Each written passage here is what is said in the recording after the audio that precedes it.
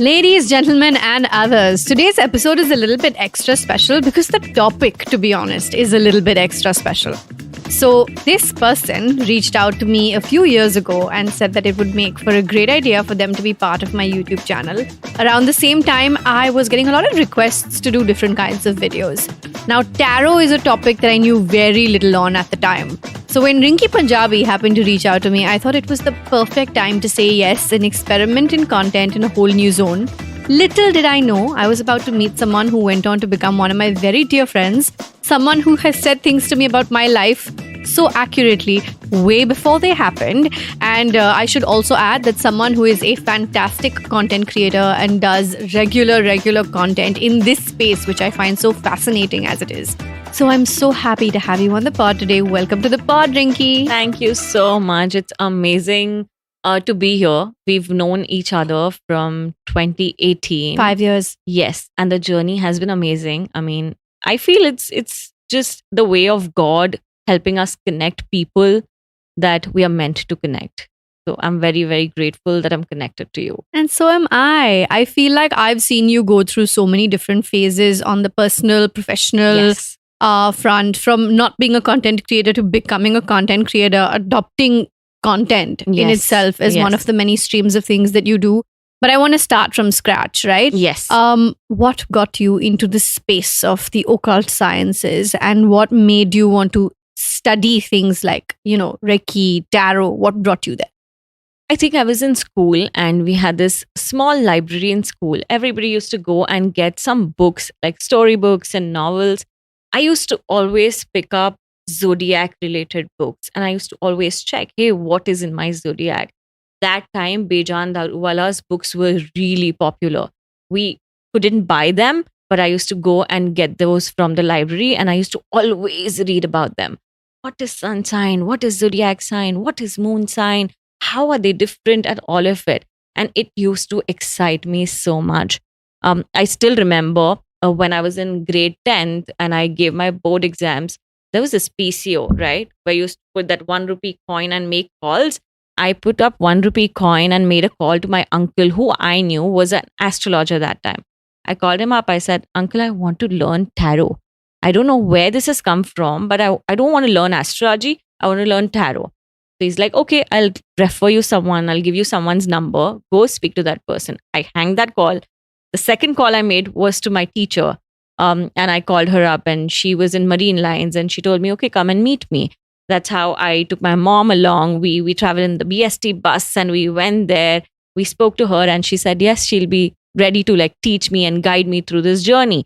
It's been 18 years since that day and it's so clear in my head. So this is how I think I got fascinated from school library to becoming a tarot reader, having a full-time job, and then being a full-time tarot reader.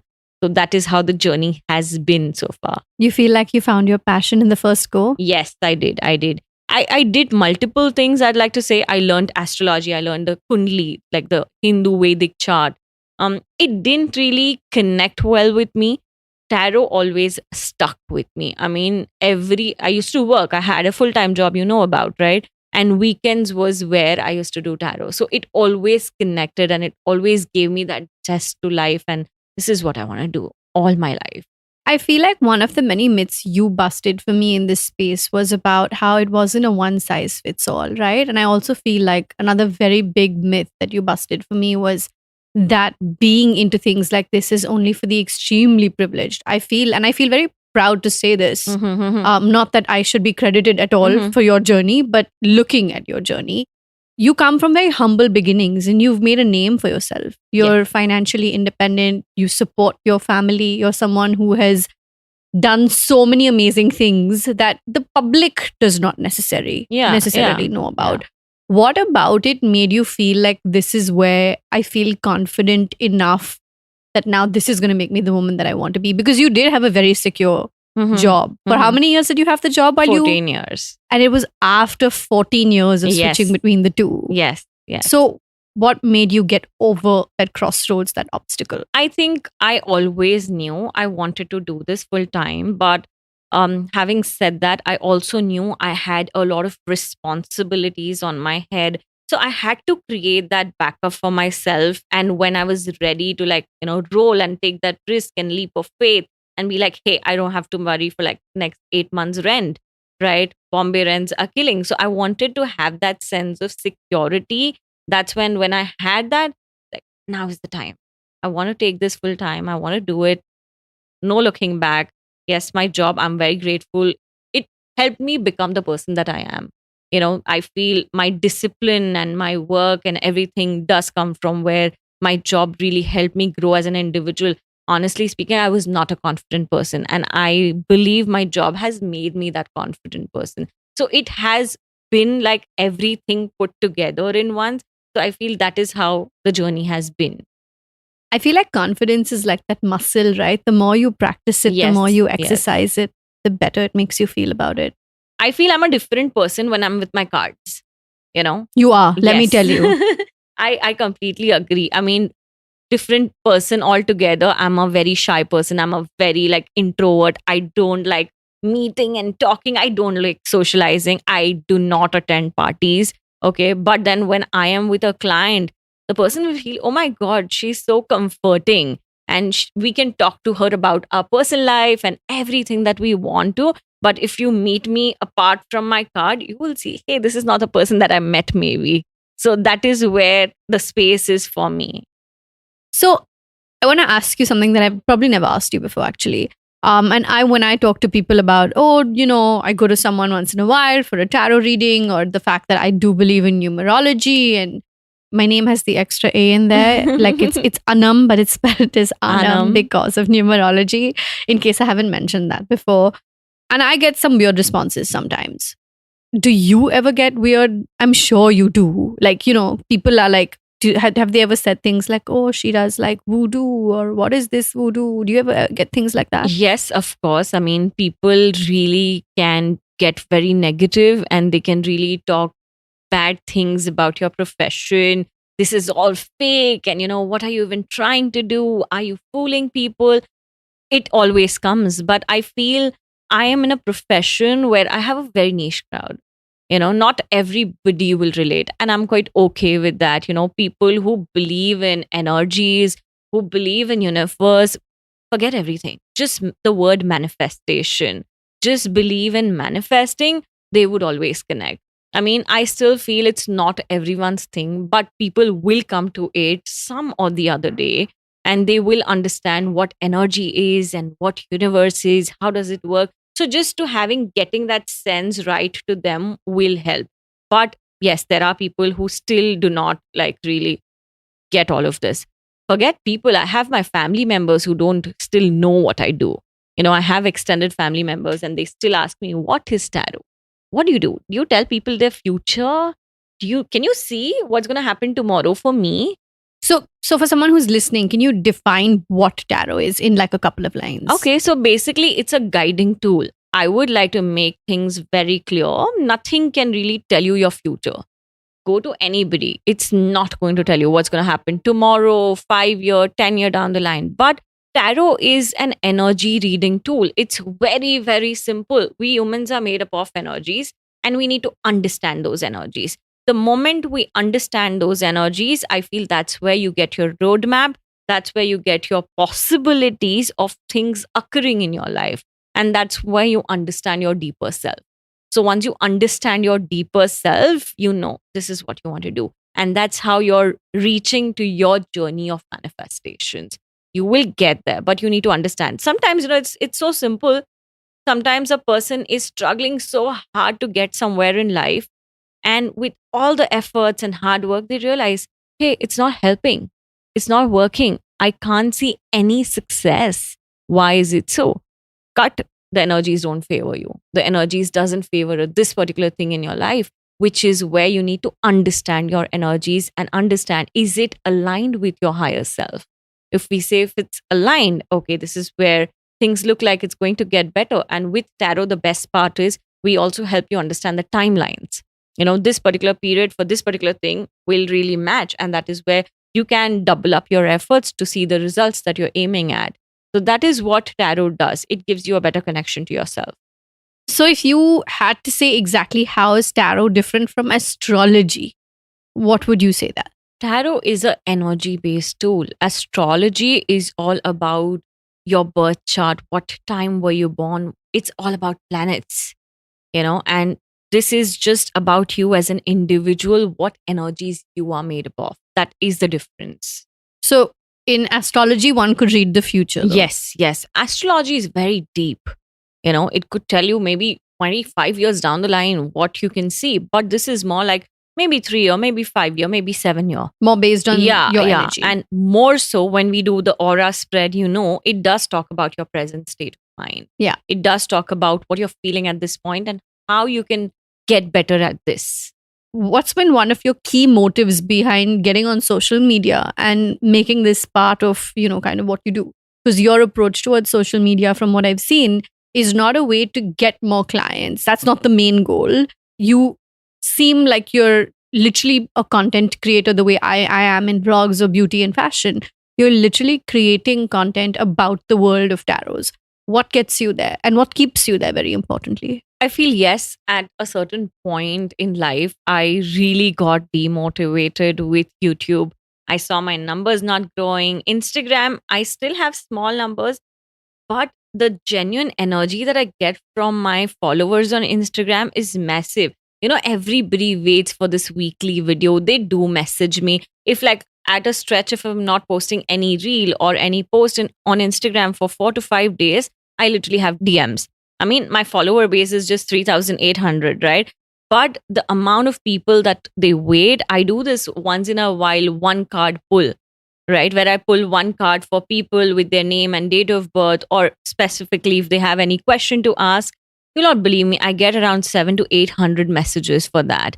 And I feel it's my way to give it back to the society in whatever little way I can. And it really brings me joy. I feel I now have come to a point and made peace with a situation where I don't look at numbers.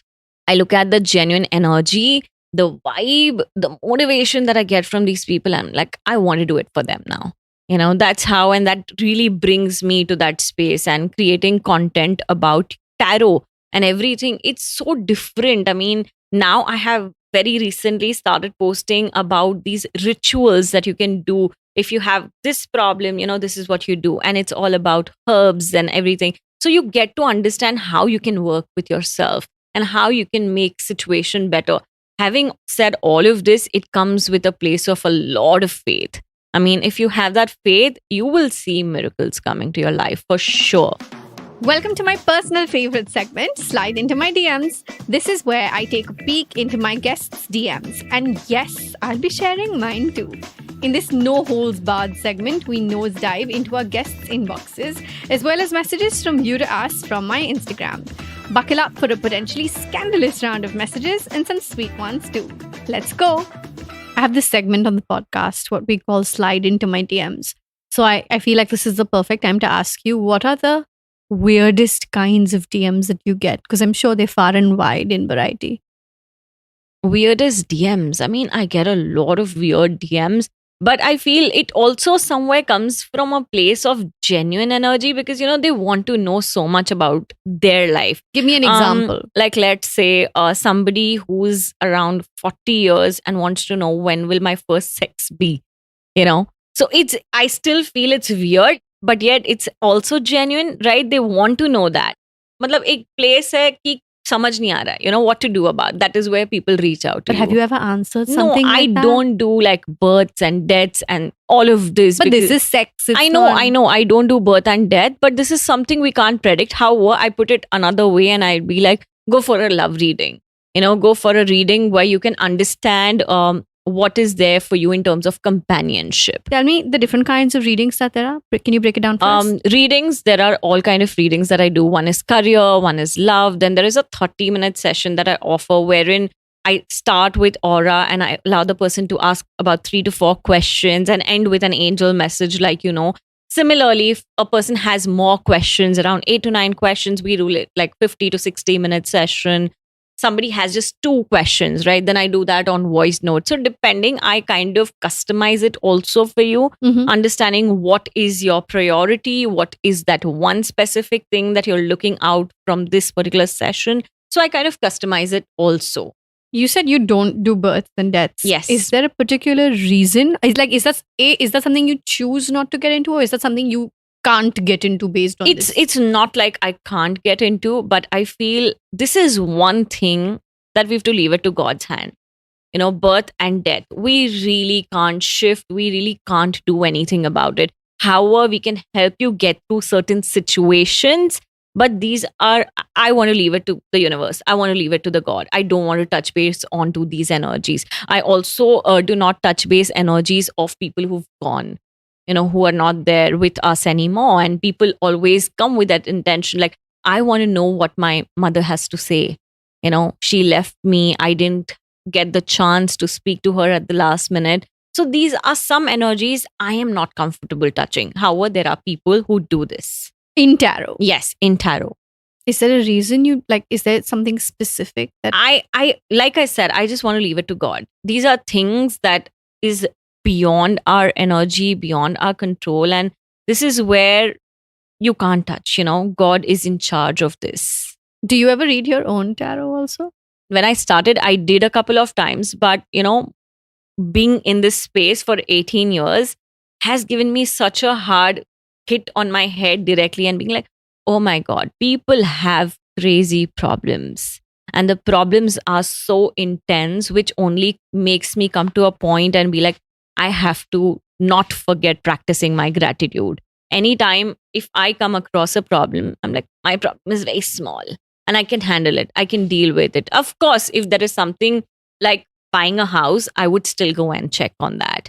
I would still want that sense of clarity. But I mean, the ratio is very low. Once in maybe 3 or 4 years is what I would check for myself.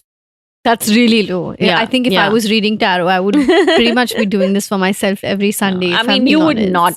I bet you, because the energies that people come with, every day you have like 3-4 clients and you see them venting, you see them crying. You're like a therapist. Yeah, exactly. And that's where you look back and you're like, I'm grateful. I mean, not that you're like a therapist in the sense that you can do what a therapist does, but they vent to you almost like they're in therapy. They really, some people actually come just to speak their heart out. Mm-hmm. They don't want to know what's going to happen tomorrow, 5 year, 10 year down the line, but they feel they have this ear, right? They just want to be heard and they just want someone to hear what they're feeling and how they're feeling and why they're feeling a certain way. So there are people who just choose to come and talk.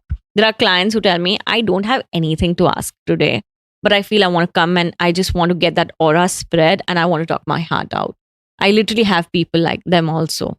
Has there ever been an instance where someone has, let's say, offered you an exorbitant sum of money to do something you'd never normally do in terms of readings? Very recently, I had this politician, okay, and he came in and he's like, I'll give you like $8,000. I'll be very clear. And I just need like 20 minutes of your time at 9:30 p.m. Like, I don't do readings that time because I have my daughter to take care of. And there is some schedule that I am preoccupied with, right? He's like, but I'm giving you so much money. You rather charge like 2,100 for this and I'm giving you this much. I'm like, I don't want that. I would have never charged you that much. I feel I come from a place of consciousness.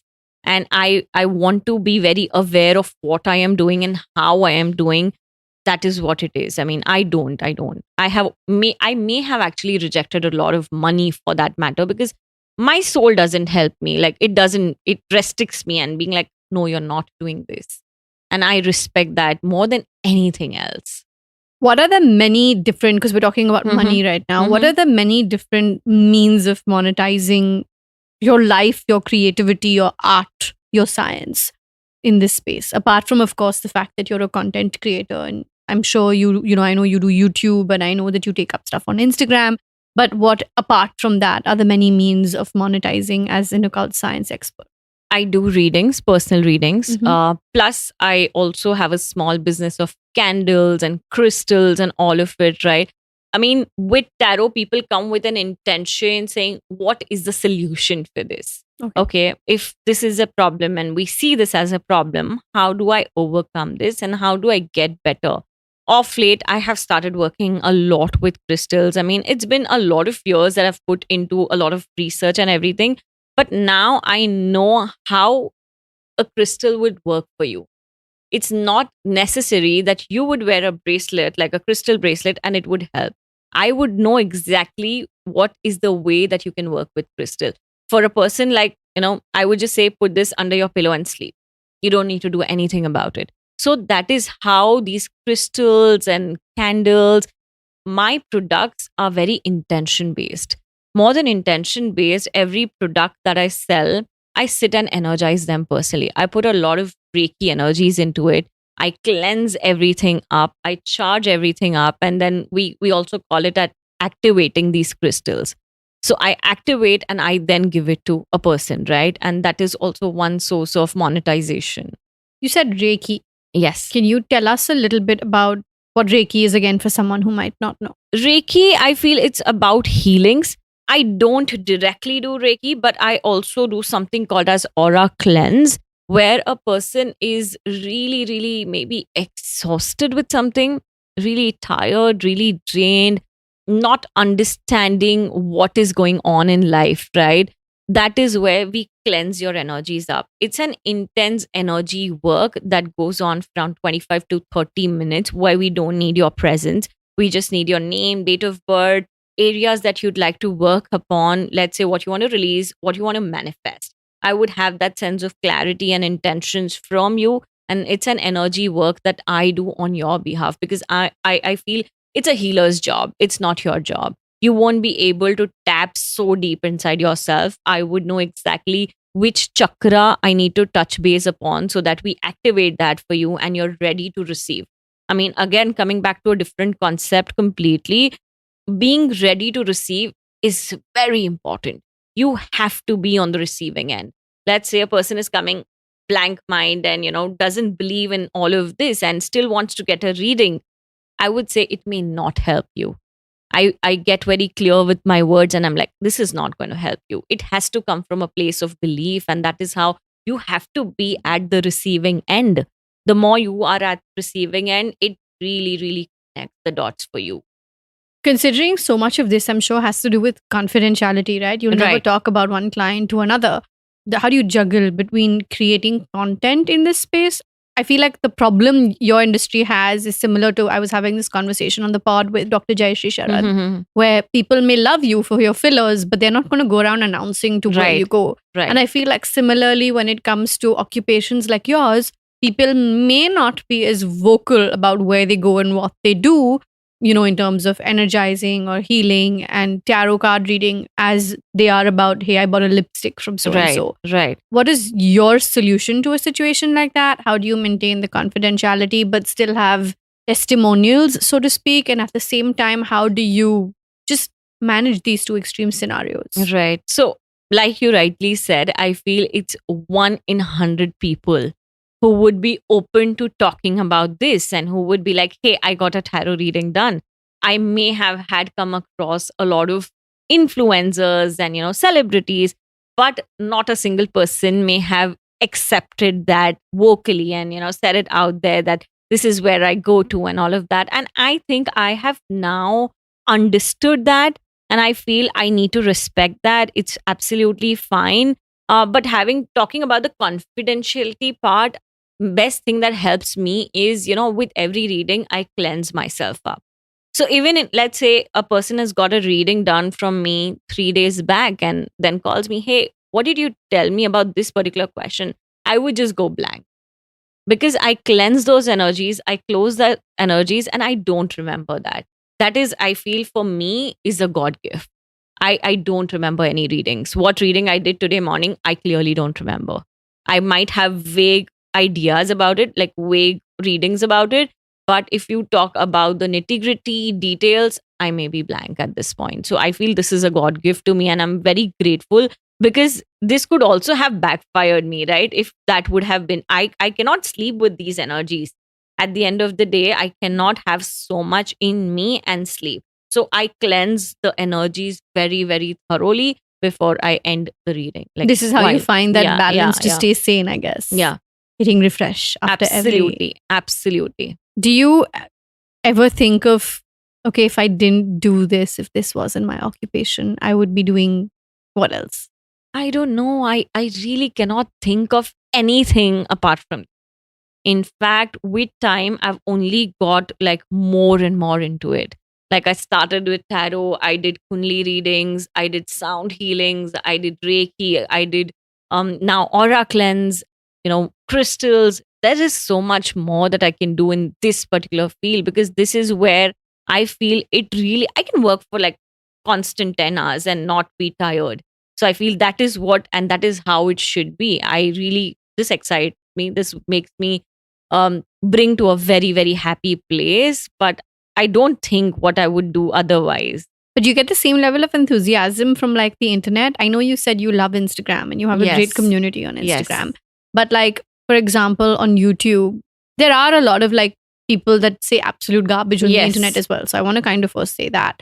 But like, do you have people who are like, who leave comments dissing your practice, or like what sort of internet reactions do you more commonly get on, like, let's say YouTube?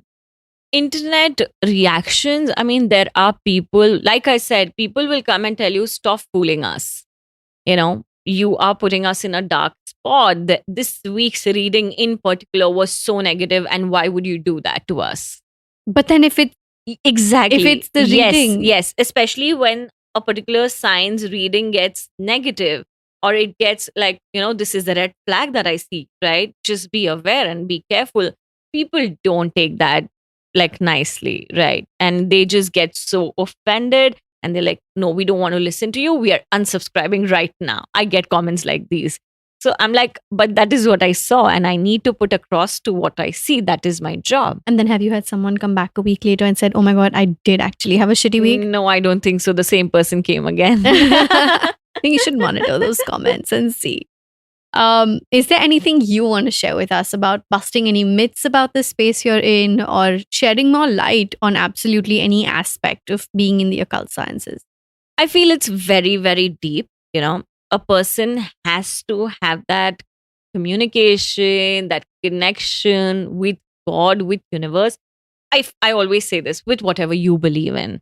But there has to be some source of energy that you have to understand is coming right from up and holding you very tight. Once you have that sense of belief, you will really create wonders for your own life. Like I always say, manifestation is a very massive topic. People believe in it, yet not believe in it. They want things to be manifested, but they don't know the process to manifest. I always call manifestation as a journey. It is your journey. It is a process. It won't happen overnight, but you need to stick around. You need to work with affirmations. You need to work well with gratitudes. You need to understand what crystal works with well for that particular manifestation. So it's a journey, and you need to, with manifestations, get very specific. You first need to know what you need in life. And once you know that, you're halfway through, right? And that's how your journey will just begin, and you will be on the right path, and you will just feel all the more motivated to do what you're meant to. Go ahead and give your Instagram and YouTube a shout out, because I feel a lot of people are going to have questions, and many more that even I cannot think of will come at you, ask you. So mention where they can follow you and subscribe to you. YouTube, Rinky Punjabi. Instagram, it's Rinky's Angelican. Also, I've recently launched my website on 1st May, which is where I completed 18 years of tarot reading. So I've launched my own website, which is rinkypunjabi.com. Amazing. Yay. Congratulations. I did not know that. Thank you. Amazing. Thank you so much for being so open and honest and answering my questions. I hope that more people will take away what this is. I feel like with topics like this, one may not always agree to everything, but just respectfully listening, learning a little bit more about somebody else's approach to something so specific like tarot or Reiki. I find it very interesting, and that's kind of how I stumbled upon it years and years ago. So thank you for coming on the pod, Rinky. And congratulations on the website launch. Thank you so much. It was wonderful. I mean, it's always wonderful talking to you, and it kind of brings me also to a very, very happy place. Your one phone call excites me. I'm so happy to hear. Thank you for coming on the pod, and thank you for listening, you guys. Don't forget to rate, review, leave a comment, and subscribe.